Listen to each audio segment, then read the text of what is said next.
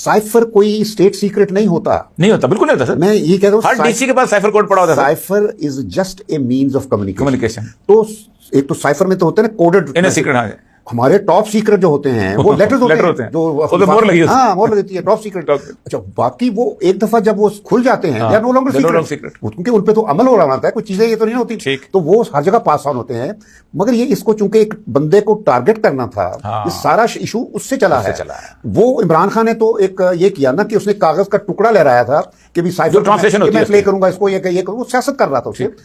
तो मेरी एक्चुअली इसके साथ बात हुई थी इमरान ने, जब ये निकाला गया था तो ही सेंट मी ए मैसेज, शाहमूद कुरैशी कॉल्ड मी, ये मैं आपके जरिए से बता रहा हूँ, शेयर कर रहा हूँ, तो कि जी Imran Khan wants to see you. I had never met, कभी नहीं मिला, और मैं वैसे भी सियासतदानों को इतना पसंद ही नहीं करता मिलना। अच्छा तो मैंने कहा जी मैं तो किसी सियासतदान को नहीं मिलता, and I don't think I can go to Bani Gala, सवाल ही नहीं पैदा होता, मैं लाहौर से बाहर नहीं जाता। कहते आप उससे जूम पे बात कर लेंगे, मैंने कहा। तो next day Imran called me, तो वहाँ दोनों बैठे थे, शाहमूद कुरैशी भी, तो बातचीत हुई।